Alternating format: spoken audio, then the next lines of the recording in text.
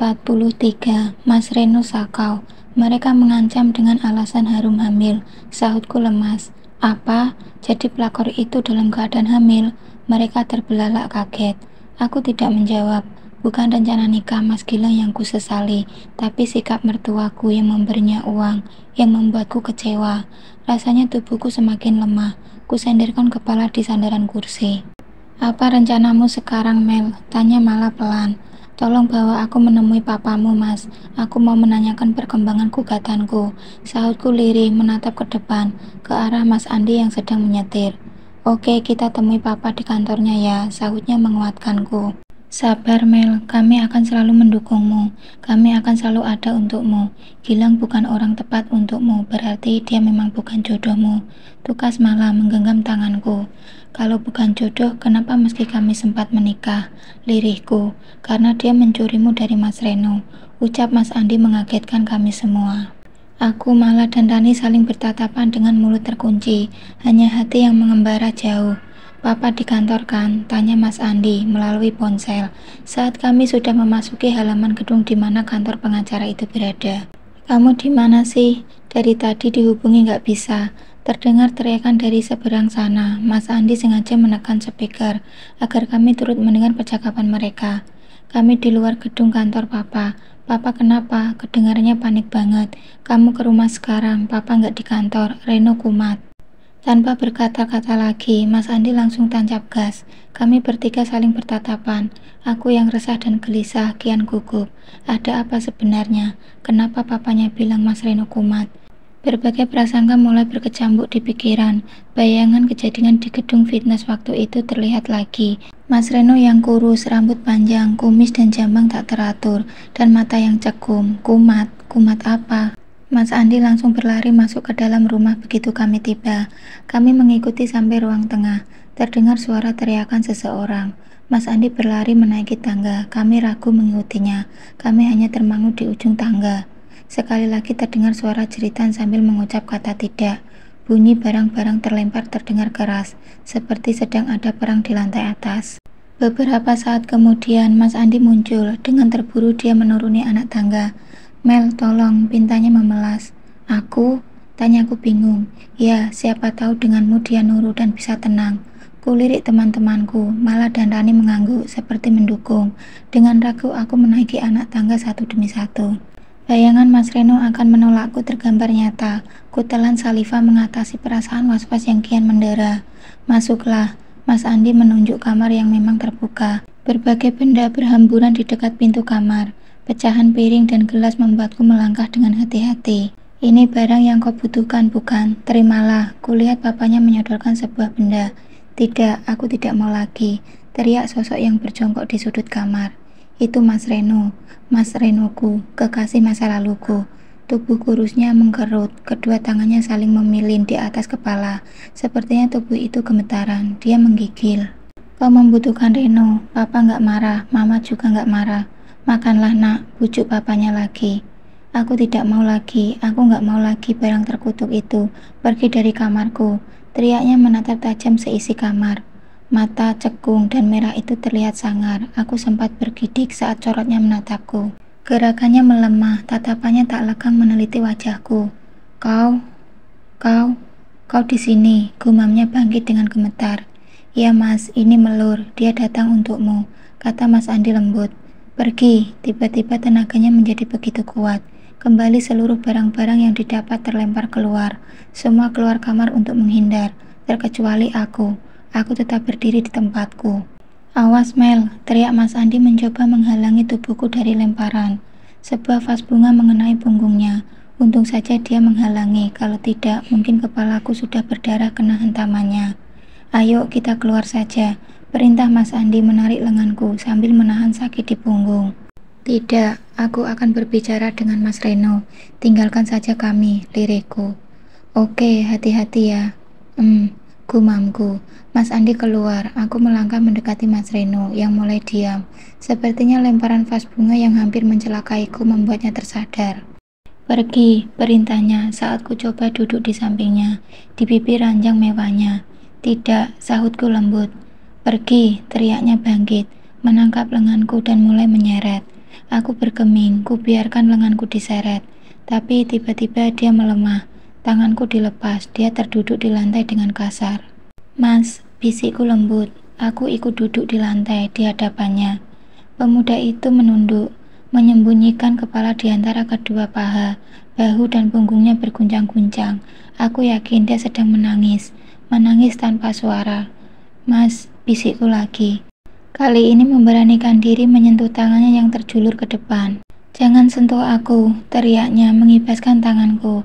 Aku menderita, Mas. Aku dicampakkan. Aku dikhianati. Aku disakiti. Aku hancur. Mas, apa yang harus aku lakukan? Tolong beri aku petunjuk. Haruskah aku juga lari sepertimu? Apakah mengkonsumsi benda terlarang itu akan meringankan deritaku? Kalau iya, aku juga mau, Mas. Tolong beri aku satu. Ucapku perlahan, penuh intonasi.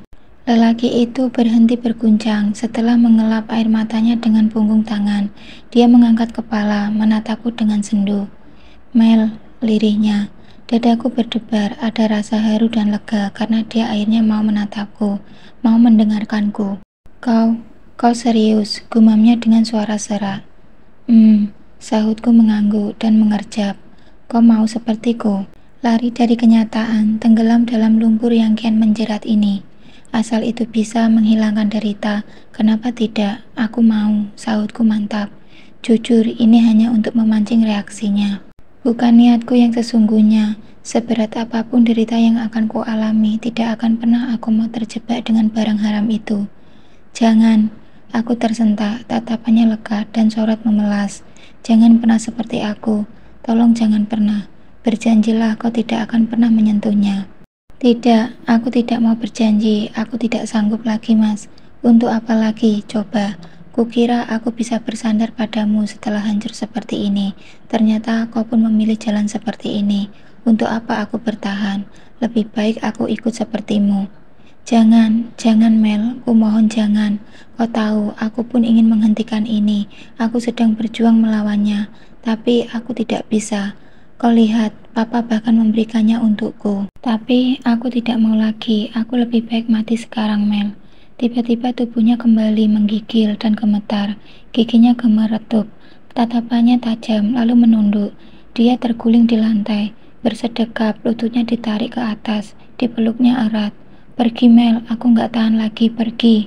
Lirihnya dengan suara hampir hilang. Bab 44. Mertua menangis, suami meradang. Pergi, Mel, aku nggak tahan lagi, pergi. Lirihnya dengan suara hampir hilang. Kita berobat ya, Mas. Kau mau berubah kan? Kau mau direhab kan, Mas? Tanyaku sambil membelai kepalanya. Mas, kau mau kan demi aku? Bisikku lembut di telinganya. Kau akan kembali padaku. Aku tercekak, tapi tidak ada lagi waktu untuk berpikir. Asal kau berjanji untuk sembuh dan tidak akan pernah mengulangi lagi. Aku mau, sahutku. Baik, bawa aku berobat, bawa aku. Keluarganya langsung menghambur masuk. Mereka rupanya mengintip sejak tadi. Rasa lega dan harapan baru tergambar dari wajah mereka. Sekembali dari pantai rehab, aku langsung pulang. Pukul 2 siang, ada waktu 2 jam sebelum aku ikut kegiatan senam. Hari ini jadwal senamku dimulai. Aku harus bisa menata hidupku. Derita dan kecewa sungguh merajai Sukma, tapi aku tidak boleh tenggelam di dalamnya. Aku harus tetap tegar, kehidupan harus tetap berjalan. Rutinitas akan tetap kulakoni, semua untuk mencapai cita-cita dan mempertahankan jati diri. Kekecewaanku kepada ibu mertua adalah hal yang paling membuatku stres. Dia telah mengingkari janji. Kalau dia saja sanggup mengingkari janji, kenapa aku tidak? Dia bilang lebih sayang padaku daripada anaknya. Bohong. Buktinya dia kembali luluh dengan permintaan dan tipu daya putra kesayangan. Betul yang dibilang Mas Fajar, ibu mertuaku terlalu memanjakan Mas Gilang. Oke, sekarang nikmati saja buah dari yang dia tanam. Mel, baru pulang, tanya perempuan itu mengikuti langkahku yang mengacuhkannya. Iya, Ma, aku mau tidur sebentar, nanti jam 4 mau pergi lagi, mau fitness, sahutku acuh, meneruskan langkah ke kamar Cika. Mama mau ngomong sebentar, masalah. Nanti aja deh, Ma, aku capek banget, maaf ya. Ku tutup pintu kamar dengan kasar. Ku dengar langkahnya menjauh. Biar saja, aku mulai tidak sopan. Dia yang memulai. Syukur aku tidak ngamuk sekarang. Akan ku tunggu sampai proses gugatanku selesai. Bi, saya mau tidur sebentar, biar aja jika di sini ya, pintaku pada Bi Ina. Baik Bu, saya permisi keluar, sahutnya melangkah pergi.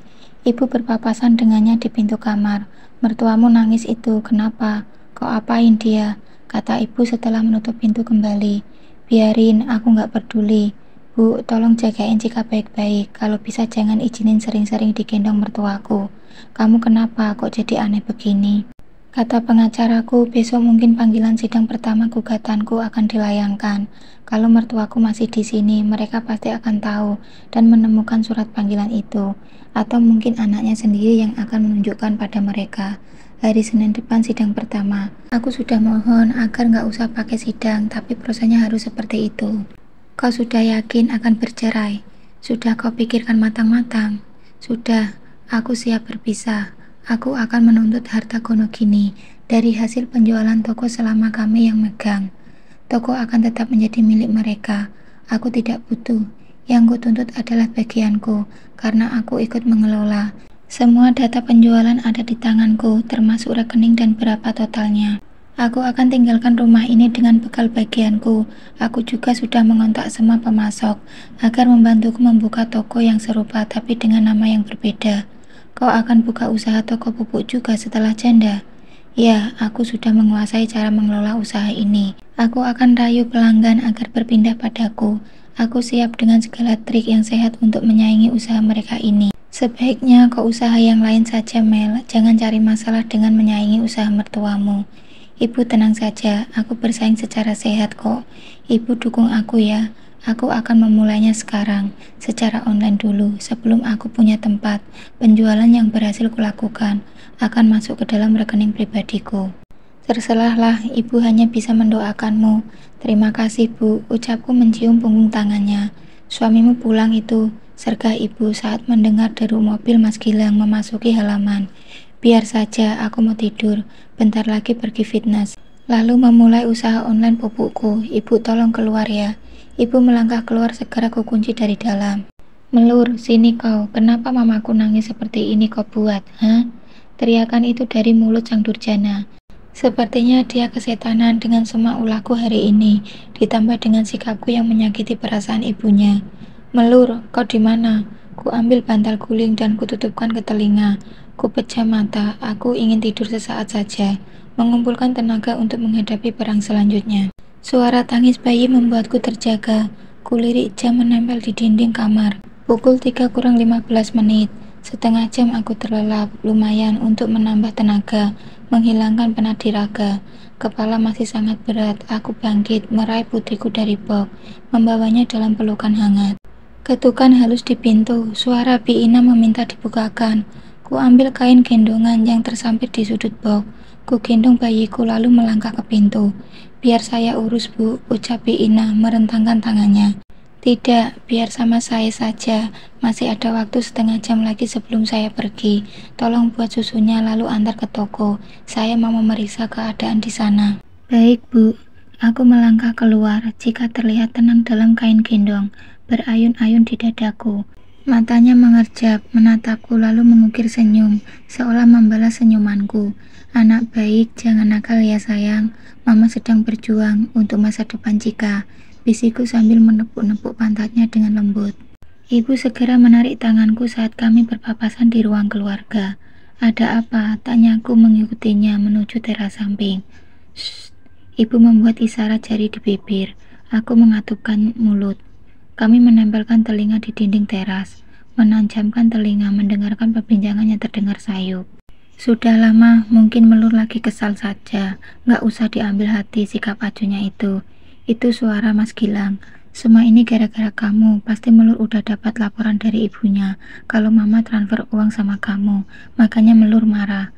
Teriak ibunya masih dengan isak tangis. Ibu Melur memang bikin susah aja. Nanti biar kusuruh Melur memulangkan ibunya, biar nggak ada provokator lagi di rumah ini, sahut anaknya tegas.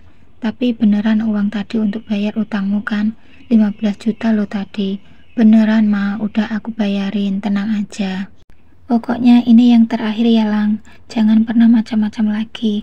Kau harus bisa mengambil hati Melur, bina rumah tanggamu dengan sebaik-baiknya. Itu suara papanya. Iya Pak, saya janji. Tapi apa? Kedua orang tuanya serentak berteriak.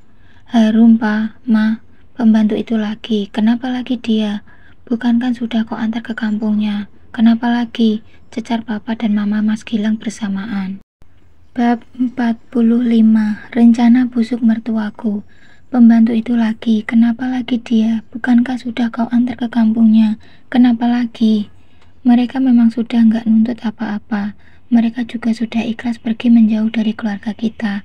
Mereka baik banget, tidak mau menuntut padahal aku sudah merugikan masa depan si Harum. Wow, sepertinya sandiwara baru sudah dimulai. Episode berlanjut. Tipuan apa lagi yang akan dilancarkan sang pengkhianat? Ya, bagus kalau begitu, jawab mertuaku bersamaan. Mereka diusir dari kampung, Ma. Kok bisa? Gara-gara ibunya si Melur. Kenapa lagi dengan mertuamu itu? Dia sengaja mempengaruhi orang kampung agar membenci keluarga Harum, menuduh Harum pelakor dan perusak rumah tangga anaknya. Padahal Harum dan keluarganya sudah diam. Mereka terima meski nggak jadi aku nikahi. Tapi mulut ibunya si Melur parah banget. Akibat hasutannya, warga mengusir Harum dan ibunya. Hidup terlunta-lunta di jalanan. Kasihan banget, kok ibunya Melur tega ya. Yang paling buat aku sedih, Ma, Pa, lirik Mas Gilang lagi. Kenapa lagi? Tapi Mama dan Papa jangan marah ya. Enggak, apalagi yang kau sembunyikan rupanya. Cepat katakan. Aku kasihan ngeliat Harum hidup di jalanan dalam keadaan hamil. Apa? Mama dan Papa udah janji gak akan marah kan? Rengek Mas Gilang. Harum hamil anakmu? Tanya papanya dengan suara lantang. Maaf Pak, aku hilaf. Kenapa nggak bilang kalau dia hamil? Darah dagingmu terlunta-lunta di jalanan. Kau biarkan. Itu anakmu Lang, keturunanku, berarti cucuku. Aku tidak akan memaafkanmu kalau sampai terjadi sesuatu dengan cucuku. Apalagi kalau dia perempuan. Paham? Habis gimana Pak? Aku takut sama Melur. Kalau Melur minta pisah, Mama dan Papa jatuh sakit. Aku nggak mau kalian kenapa-napa. Iya, kami memang tidak mau kehilangan Melur dan Cika. Tapi anak yang di perut Harum itu juga penting. Jadi gimana, Ma, Pa? Tolonglah Gilang. Gini aja, kau urus mereka. Kau nikahi aja tapi diam-diam. Jangan sampai Melur tahu. Nanti kalau saatnya tepat, kita jelaskan semua pada Melur. Melur gadis yang baik. Papa yakin kalau Papa yang bicara, dia bakal bisa terima. Serius, Pa? Terima kasih banyak, Pa, Ma. Ingat, ini rahasia. Bilang sama keluarga Harum agar menjaga rahasia ini. Oke, siap, Pa. Jadi kami boleh nikah ya, Pa, Ma? Iya, aturlah waktunya. Cari tempat yang jauh dari kota ini, biar rahasia ini terjaga. Nanti kita pura-pura ada urusan keluar kota. Di hari pernikahan kalian, Mama juga mau minta maaf kepada ibu si Harum itu. Kemarin udah bersikap kasar. Rupanya calon besan. Kami dikasih cucu. Biayanya mah, Melur nggak mungkin ngasih. Tenang, masih ada uang simpanan kami nak. Makasih Ma, Pa. Kuserahkan Cika kepada ibu. Lututku terasa lemas, hampir saja aku terjatuh. Dengan pelan aku berjalan menuju toko. Ibu membawa Cika kembali ke kamar setelah mengusap-ngusap punggungku untuk menguatkan. Lama aku terduduk di kursi, tepat di depan meja kasir. Siska menatapku aneh. Kuletakkan kepala di atas meja. Air mata seperti hendak tumpah. Aku berusaha menahannya. Aku tidak mau menangis. Aku tidak mau terlihat lemah. Mbak sakit. Aku mencoba mengangkat kepala, menggeleng, lalu menyerahkan ponselku padanya. Tolong kamu fotokan semua jenis pupuk yang kita jual. Lalu kirim brosur tentang fungsi dan keistimewaan masing-masing. Lalu kirim daftar pelanggan tetap kita. Untuk apa, Mbak? Kerjakan saja perintahku. Baik, Mbak. Aku akan memulai. Selama ini aku bertahan karena mertua. Tapi mereka telah berkhianat. Sama seperti anaknya, keluarga pengkhianat. Haruskah aku diam dan pasrah? Tidak.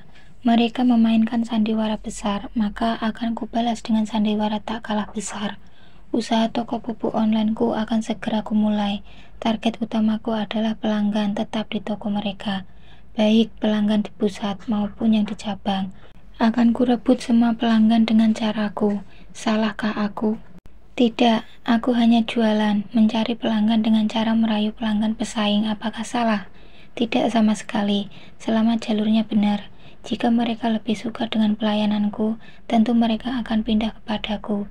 Jika tidak suka, tidak ada paksaan sama sekali.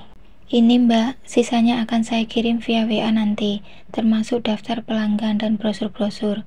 Siska mengembalikan ponselku. Oke, minta uang tunai hari ini. Laporannya nanti kirim via WA. Nanti malam aku periksa semua. Baik, Mbak. Oh iya, jangan pernah kau coba-coba memanipulasi laporan. Sekali saja kau ketahuan, maka aku tidak akan tinggal diam. Baik, Mbak. Kutinggalkan perempuan itu dengan wajah pucat pasi, melangkah gontai menuju garasi, melajukan mobil ke bank terdekat untuk menyimpan uang, lalu meluncur menuju tempat senam. Kuikuti gerakan senam dengan semangat. Sakit yang menusuk hati kulampiaskan lewat gerakan. Keringat mengucur deras. Padahal ruangan itu ber-AC. Semoga lemak yang tertimbun mulai terbakar, meski belum maksimal. Selanjutnya menuju salon langganan Maya dan Rani. Kupastikan kini mulai menjadi langgananku. Ku ambil paket spa yang paling komplit, mencakup perawatan tubuh, wajah, rambut, tangan, dan kaki. Aku tidak peduli dengan biaya yang harus aku keluarkan untuk itu. Setidaknya aku bisa rileks sejenak, menikmati pijatan sekaligus mempercantik diri. Ponselku berbunyi saat tubuh mulai dibalur minyak beraroma khas. Kain sarung batik dan lembut melilit. Ku minta waktu sesaat untuk menerima telepon. Petugas salon yang ramah dan selalu tersenyum itu mengangguk penuh pengertian. Ku usap layar, nomor tak dikenal. Ku geser tanda yang berwarna hijau. Halo, sapaku lembut. Mel, astaga, ini suara Mas Reno. Aku belum save nomornya. Saat aku meninggalkannya di pantai rehabilitas tadi, dia sempat meminta izin untuk menelponku sesering mungkin. Aku menyanggupinya. Maaf mengganggu, bisiknya dengan suara yang masih serak. Tidak apa-apa Mas, aku tidak terganggu kok. Terima kasih. Kamu di mana? Di salon. Mau ke pesta ya? Enggak, cuma mau ngilangin stres aja. Oh, Gilang nyakitin kamu lagi? Tidak, baguslah. Beneran kamu nuntut pisah dari dia? Beneran, papamu yang membantuku. Semoga lancar ya. Doakan. Siap. Udah makan obat? Tadi udah, nanti malam lagi. Sekarang ngapain? Ngingat-ngingat wajahmu. Mas, kenapa? Nggak boleh ya? Daripada kepala sakit lalu minta dikasih penenang, lebih baik ingat kamu. Hatiku menjadi tenang. Syukurlah. Kapan kau datang melihatku? Secepatnya. Pokoknya kamu ikuti semua protokol di situ ya. Jangan malas-malasan. Aku pasti datang melihatmu. Janji? Janji. Oke, aku disuruh salah tadi. Aku malas, udah lupa juga bacaannya. Hehehe. Belajar lagi dong, kan dikasih buku tuntunan sholatnya. Kalau kau yang nyuruh aku mau, kalau mereka yang nyuruh aku ogah. Jangan nakal harus patuh ya. Baik bos, besok kau mesti datang, kalau enggak aku lari dari sini. Iya, besok aku datang. Terima kasih Mel. Iya mas, selamat malam. Malam mas. Kuletakkan ponsel di atas meja kecil di dekat kepala. Petugas melanjutkan tugasnya.